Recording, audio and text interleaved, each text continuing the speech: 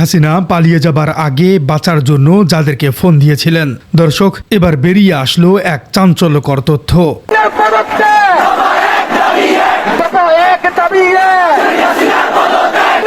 মাত্র কয়েক মিনিটের একটি ঘটনা, কিন্তু এর প্রভাব ছড়িয়ে পড়েছে পুরো রাজনৈতিক অঙ্গনে। প্রশ্ন হচ্ছে, এমন কি ঘটেছিল যার পর সবাই একসঙ্গে এই বিষয়টি নিয়ে কথা বলা শুরু করলো? 5 আগস্ট একটি সামরিক বিমান আকাশে উড়াল দিল, আর নিচে পড়ে রইল একটি বিশাল রাজনৈতিক শূন্যতা। সবাই ভেবেছিল এটি বুঝি শেখ হাসিনার এক মুহূর্তের সিদ্ধান্ত। জনরোষের মুখে দিশেহারা হয়ে আচমকা দেশ ছেড়েছেন প্রধানমন্ত্রী শেখ হাসিনা, কিন্তু যেটাকে অনেকে সাধারণ ঘটনা ভেবেছিলেন সেটি এখন বড় রাজনৈতিক বিতর্কে পরিণত হয়েছে। এখানে আমাকে ছাত্রলীগের সভাপতি আমাকে থাপ্পড় মারছে, এখানে উনি আমাকে নিজে স্টিল আমাকে থাপ্পড় মারছে। এখানে পর্দার আড়ালে এমন কিছু তথ্য আছে যেগুলো অনেকেরই এখন জানা নেই। দর্শক, যদি বলা হয় পুরোটাই ছিল একটি সাজানো নাটক, আজ অনুসন্ধানে এমন কিছু চাঞ্চল্যকর তথ্য আর কল রেকর্ড ফাঁস হয়েছে যা শুনলে আপনার মনে হবে এ যেন হলিউডের কোনো থ্রিলার মুভির বাস্তব চিত্র। আসল ঘটনা বুঝতে হলে আমাদের একটু পেছনের দিকে তাকাতে হবে। প্রথমেই ক্লিয়ার করা যাক কি হয়েছিল। দর্শক, গুজব রটানো হয়েছিল যে শেখ হাসিনাকে নাকি দেশ ছাড়ার জন্য মাত্র ৪৫ মিনিট সময় দেওয়া হয়েছিল। বলা হয়েছিল তিনি নাকি যেতে চাননি, কিন্তু প্রাপ্ত তথ্য বলছে সম্পূর্ণ ভিন্ন এক কথা। এটা কোনো আকস্মিক পালায়ন ছিল না, বরং অত্যন্ত সতর্কতার সাথে সাজানো একটি মিশন ছিল। 4 আগস্ট শেখ হাসিনার সুর হঠাৎ করেই নরম হতে শুরু করে। নিজের দলের এক শীর্ষ নেতার কাছে তিনি একটি গোপন বার্তা পাঠান। তিনি জানান সেনাপ্রধান নাকি 24 ঘন্টা সময় চেয়েছেন। তখনই প্রথমবার তার কণ্ঠে শোনা যায় পদত্যাগ করে দেশ ছাড়ার স্পষ্ট ইঙ্গিত। তার মানে এই তথাকথিত ৪৫ মিনিটের আলটিমেটাম ছিল কেবলই আইওয়াশ। খড়ের গাদায় সূচ খোঁজার মতো এই সত্যটা এতদিন ঢাকা পড়েছিল, যা আজ দিনের আলোর মতো স্পষ্ট হয়ে সামনে এসেছে। কিন্তু এখানেই শেষ নয়, আসল রহস্য লুকিয়ে আছে 4 আগস্টের মধ্যরাতের কল লিস্টে। 5 আগস্টের সেই ঐতিহাসিক দিনের আগের রাত, চারদিকে তখন থমথমে উত্তেজনা। ঠিক সেই সময় শেখ হাসিনার ব্যক্তিগত মোবাইল ফোন থেকে শুরু করে একের পর এক কল। হাতে আসা সেই এক্সক্লুসিভ কল লিস্টে দেখা যায় এক চাঞ্চল্যকর হিসেব। মধ্যরাতে তিনি দীর্ঘদিন কথা বলেন তার মুখ্য সচিব তোফাজ্জল হোসেন মিয়ার সাথে। এরপর লাইন কেটে যায়, আবার ফোন যায়। এবার লাইনের ওপাশে ছিলেন সামরিক বাহিনীর একজন ঊর্ধ্বতন কর্মকর্তা। কি কথা হয়েছিল সেই রাতে? কেন এত দীর্ঘ ফোন আলাপ? হিসেবটা খুবই সহজ। পালাবার ঠিক আগ মুহূর্তে সব খুঁটিনাটি সাজানো হচ্ছিল তখন। পুরো দেশ যখন ঘুমিয়ে, তখন গণভবনের ভেতরে চলছিল এক নীরব তোলপাড়। ছক কষা হচ্ছিল কিভাবে সবার চোখে ধুলো দিয়ে নিরাপদে পার হওয়া যায় এবং কার পর কে দায়িত্ব নেবে। আর আসল প্রশ্নটা এখানেই। 5 আগস্ট ভোর হতেই শুরু হয় মূল তৎপরতা। তখন ভোর 5টা, আকাশ সবে ফর্সা হতে শুরু করেছে। শেখ হাসিনার ফোন থেকে আবারও কল যাওয়া শুরু হলো। এবার আর রাগঢাগ নেই। একে একে তিনি ফোন করেন তার সবচেয়ে আস্থাভাজনদের। কে ছিলেন সেই তালিকায়? তৎকালীন স্বরাষ্ট্রমন্ত্রী আসাদুজ্জামান খান কামাল, কথা বলেন পররাষ্ট্রমন্ত্রী হাসান মাহমুদের সাথেও। ফোন যায় প্রভাবশালী ব্যবসায়ী নেতা সালমান এফ রহমানের কাছেও। আর এখানেই শেষ নয়, সামরিক এবং বেসামরিক আরও বেশ কয়েকজন শীর্ষ কর্মকর্তার সাথে তার সরাসরি কথোপকথন হয়। এমনকি দেশ ছাড়ার ঠিক আগ মুহূর্তে তিনি যোগাযোগ করেন তার ব্যক্তিগত কর্মকর্তা, প্রেস বিভাগ এবং নিরাপত্তার দায়িত্বে থাকা এলিট ফোর্সের সাথে। তবে এই ঘটনার আরও একটি দিকও রয়েছে। একটি নির্দিষ্ট নাম্বারের দিকে নজর দিন।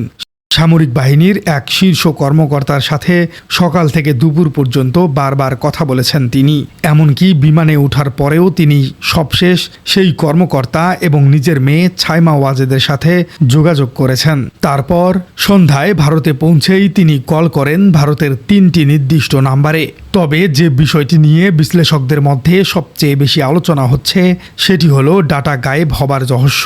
3 আগস্ট থেকেই কিছু নির্দিষ্ট নাম্বার থেকে ভারতের সাথে ফ্রিকুয়েন্ট কমিউনিকেশন শুরু হয়। মজার ব্যাপার হলো এই নাম্বারগুলো সরাসরি শেখ হাসিনার নিজের ছিল না, কিন্তু একই লোকেশন বা সেল টাওয়ার থেকে এই আন্তর্জাতিক যোগাযোগগুলো করা হচ্ছিল। এটা স্পষ্ট যে পর্দার আড়ালে বড় কোনো দেশের সাথে নিয়মিত রফাদফা চলছিল। কিন্তু ঠিক এখানেই ঘটেছে সবচেয়ে বড় মোড়। এই অত্যন্ত গুরুত্বপূর্ণ ফোন আলাপগুলোর রেকর্ড রহস্যজনকভাবে গায়েব। ন্যাশনাল টেলিকমিউনিকেশন মনিটরিং সেল বা এনটিএমসিতে এই কথোপকথনের কোনো হদিস নেই। অপরাধ ট্রাইব্যুনালেও এই ডাটাগুলো পাঠানো হয়নি। কিন্তু কেন, কে বা কারা এই তথ্যগুলো মুছে ফেলল? প্রমাণ লোপাটের এই চেষ্টা যেন ঠাকুর ঘরে কে আমি কলা খাইনি এই প্রবাদের মতোই অপরাধবোধের এক স্পষ্ট স্বীকারোক্তি। জলে কুমির আর ডাঙায় বাঘ, এমন পরিস্থিতিতে দেশের স্পর্শকাতর তথ্য এভাবেই কি হাওয়া হয়ে গেল? দর্শক, এবার আসা যাক এমন একটি তথ্যের দিকে যা পুরো ঘটনাকে আবারও ঘোলাটে করে তুলেছে। রাজধানীর পুরাতন বিমানবন্দর, সেটি মূলত বিমান বাহিনীর অধীনে থাকা একটি ঘাঁটি। দুপুর গড়িয়ে যাচ্ছে ঠিক তখনই আগারগাঁয়ের পুরান বাণিজ্য মেলা মাঠ, যা কিনা ঠিক সংসদের পাশেই অবস্থিত, সেখানে উড়ে আসে একটি M17 মডেলের হেলিকপ্টার। এর কল সাইন ছিল লিপোর্ড 103। এটি কোনো সাধারণ ফ্লাইট ছিল না, এটি ছিল শেখ হাসিনাকে নিরাপদে তুলে নেবার প্রথম ধাপ। আগারগাঁ থেকে এই হেলিকপ্টারটি সরাসরি উড়ে যায় কুর্মিটোলা বিমান ঘাঁটিতে। সেখানে আগে থেকেই ইঞ্জিন চালু করে অপেক্ষা করছিল C-130J নামের একটি বিমান, যার কল সাইন ছিল AJF। রানওয়েতে একটি আন্তর্জাতিক ফ্লাইট উড্ডয়নের জন্য বেশ কিছু ক্লিয়ারেন্স লাগে, একটা লম্বা সময়ের ব্যাপার থাকে।